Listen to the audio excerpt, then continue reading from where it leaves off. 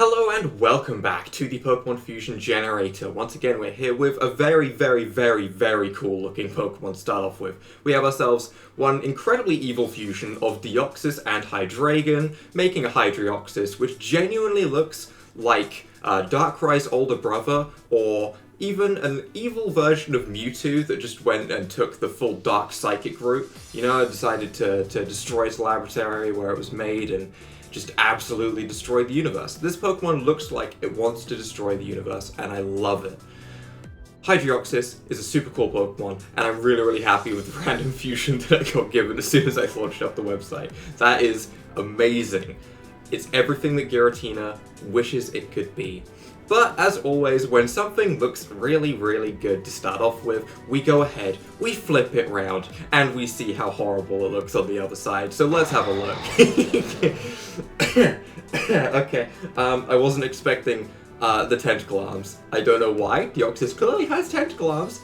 That just looks really unnerving. Just for perspective once more.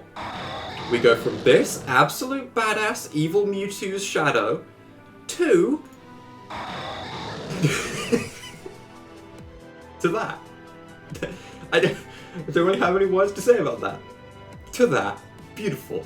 But as always, we're gonna go ahead and run away from that, and we're gonna go ahead and get into some of the comments. We're starting off with Litwick and Spheal. Two very small Pokemon. Spheal is a beautiful round ball of love. Litwick is gonna make this round ball of flubber and love catch fire. What could go wrong? I'm ready. Okay. Stwick. That's actually kind of that's pretty cute. You know, it doesn't have the blubber. It needs Spheal's roundness. It's not spherical, damn it. But you know what? It does look pretty damn cool. It has the teeth. It has like the little fangs of the tooth. That's pretty cute. It's still on fire. It does make me wonder, being an ice type, whether it should really be on fire. You know, you don't see Frostlass on fire. Probably for the best, but Stwick looks pretty cool, which means the other way around, I get my flubber. So let's have a look at this too. It looks like it's made of clay. The most simple way I can put this is someone went and rolled a Spheal in a newly settled batch of like concrete, and it hasn't quite hardened yet, and it got stuck to its face. I don't think this should be a ghost ice type. I feel like this should be like an ice and rock type or something like that. You know, that would make a lot more sense. Or even ground. Ground would make sense as well. That's beautiful. I still love it. Spheal is going to look adorable just because of its roundness. But we have Starly and Wailord next. So while we're on the topic of roundness, Wailord's round, right? Kinda. We'll see. Its face is round, you know, it gives points for that. Its face is definitely round. The rest of it, you know, it kind of has a vibe of being like a duck. Kinda. If you really try to imagine it, bear with me. Are you imagining it? Is it working? I don't think it's working. The other way around, though, we have ourselves one big old... That is a pecker. It's a strange thing to say. That's a pecker right there. That's an incredible beak. That is ready to go and pop every single balloon in the known universe at one time. That's how powerful that beak is. Drill peck from this thing, one-hit KO move, okay? This thing would absolutely destroy any Pokemon with a drill peck. In fact, you know what? A normal peck. A normal peck is still like the impact of a Giga Impact with this Pokemon. And that is powerful, okay? And the weirdest part is, other than the fact that it's called Starlord, which is an amazing name that I just noticed, this Pokemon, because of Wailord being so light, I could genuinely still believe that this Pokemon could fly. And that's weird. That's really unnerving. But while we're here, let's go ahead and just quickly evolve this into a Staraptor, just out of curiosity, because I want to see what happens with the evolved form. Staraptor is a Pokemon I like a lot. Oh my. That's one big edgy face right there. That Pokemon is ready to ruin some people's lives. My lord. I don't like that. I think Starly was so much better. I'm sorry. I'm sorry I made a mistake. It's still called Starlord. The name doesn't change at all. Either way, let's go ahead and get some randomizations in here. I am going to be looking a little bit more closely at how these Pokemon could battle, because for anyone that doesn't know, there is now a Pokemon Infinite Fusion randomizer run going on my channel, which means that all of these sprites, or most of these sprites that we find in this fusion generator, we could actually use in an actual playthrough with moves and stats and stuff, and that's super cool. Absol and Hitmonlee. That's not so cool. That's much more like Nightmare Fuel. Fighting Dark type, I kind of like the typing. However, the Pokemon itself looks like a horrible, horrible, horrible deformed deer Pokemon. I don't know. It's hard to tell. It's really hard to tell what I'm looking at. I don't really know what to make of this. I feel like the other way around is going to be so much worse, though, with the giant foot sticking out. Oh, it's got a broken leg. Why is it every time I fuse anything with Hitmonlee, its leg ends up broken? Oh no, what's happening with its arm? Is that coming through its face? Does it have like a hole in its face that just slots its arm through? Like, ooh, boop. That's really weird. I don't like imagining that at all. That's not something I'd want to use in a playthrough. Okay, Kingdra and Shelder though. I see we're going to maintain the water typing at least. I feel like it's mocking me. It's laughing at my very soul. With that tongue sticking out like that, it's laughing at me, okay? I don't appreciate this. It's definitely laughing at me. Other than the fact that it's laughing at me, I don't have anything to say about this. I can't even look away from the tongue. That's the only feature of this Pokemon. Where did its tail go?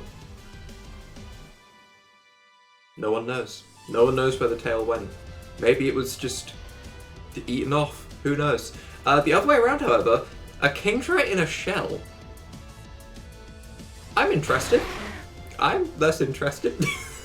Again, it has a smug face and I feel like it's mocking me. You know what? We're ignoring the war types. The war types are mocking me and that makes me feel bad. Cloyster, however, we have to see what Cloyster looks like. You know, it's always funny. We know why it's funny. I don't need to say. Why does it... What is that colour? Where is that colour coming from? Why is the shell red? Cloyster is purple, and yeah, it's basically purple with maybe a little bit of white. Kingdra is blue with a little bit of yellow.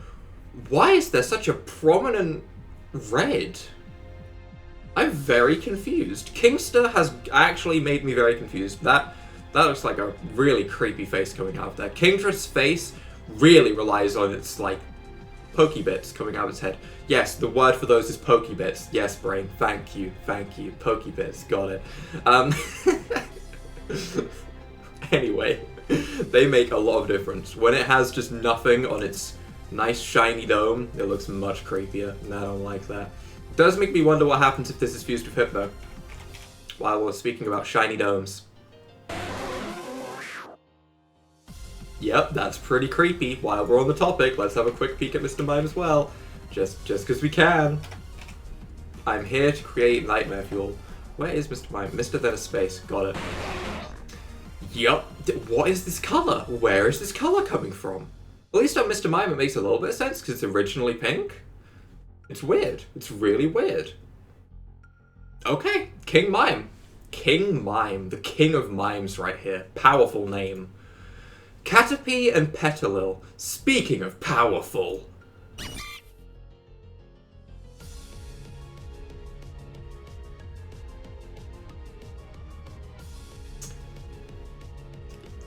It looks like a Curlier. That's all I can see. You know? Try to say something about it, but it just looks like a Curlier that was turned into a bug. And that's really weird. Because Curlier wasn't one of the two Pokemon fused. Yeah, it looks like a Ralts or Curlier. That's pretty strange. The other way around, I wonder if it looks like a different Pokemon.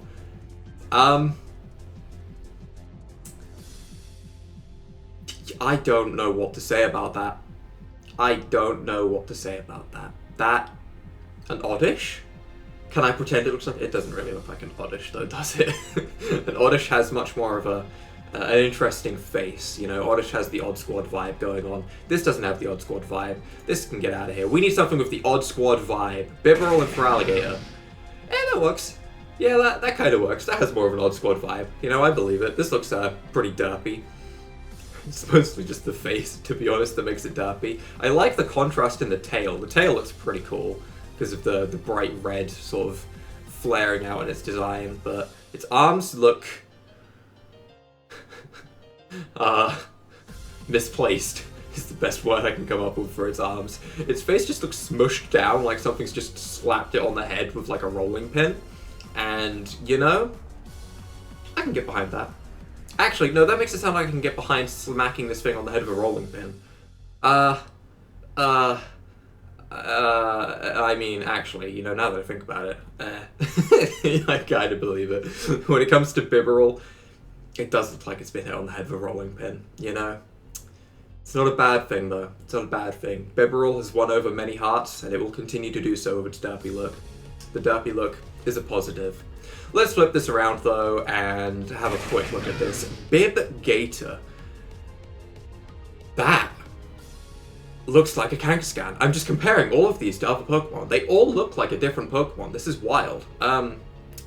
Bibgator. I actually still kind of like it. It's got like a more of a dinosaur kind of feel, probably because of Feraligatr. You know, Feraligatr has that feel to it originally. Bibberel with its color scheme doesn't hinder it, I suppose. It doesn't make it look more like a dinosaur. If we wanted to make it look more like a dinosaur, we would find a Pokemon such as... Actually, what would we find to make it look like a dinosaur? That's a good question. Sandslash? You know, it makes it look a little bit more like a Velociraptor, you know? Okay. Sandgator, I could believe that being a species of dinosaur, with long claws and everything. I think we've made ourselves a very successful dinosaur. Does it look more dinosaur-like the other way around is the question. That's, no, I've made a porcupine, okay. Alright, nope. Yep, that's just an ordinary Sandslash with some very, very colourful scales or quills. That looks pretty cool. I want to see it in full Sonic the Hedgehog mode, and in a ball, just whizzing around back and forth. I feel like that'd be pretty entertaining. One more randomization, though, to round things off. Bellsprout and Finneon. That cry, oh my lord. That cry is great. That cry. Oh my god, I love it. I love that cry. Oh my god, I could make that like a ringtone or something. That's beautiful. That's actually beautiful. Finsprout has a beautiful, beautiful cry. The other way around, like, there's nothing to talk about with the appearance. What on earth? Bellneon. What happened to it? Where did it go? What am I looking at? What am I looking at? What? I don't know what I'm looking at. I want to see if we evolve it. Just out of curiosity.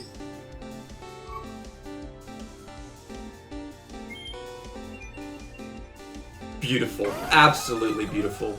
You know, this is the true power that Lumineon deserves. For anyone that doesn't know, one little fact about Lumineon, because I did go through a phase of really liking this Pokemon, one of its Pokedex entries states that Lumineon lives off of eating Starmie. That's right, Lumineon. This incredibly, incredibly powerful Pokemon that is so well known that not a single person would dare forget Lumineon, lives off of eating Starmie.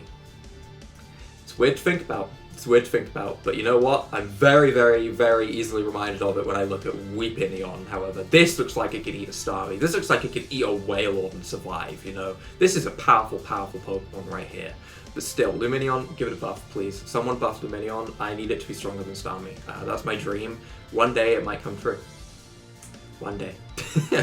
For now, though, with Weepinion on the screen, I think this is a perfectly fine time to go ahead and end off this episode. So if you have any fusions that you want me to check out, whether that is in the Pokemon Infinite Fusion playthrough I'm now doing, or on the Pokemon Fusion Generator website, go ahead and leave them down in the comments. And as always, if you guys have enjoyed this episode, leave a like down below, hit that subscribe button, and without further ado, bye!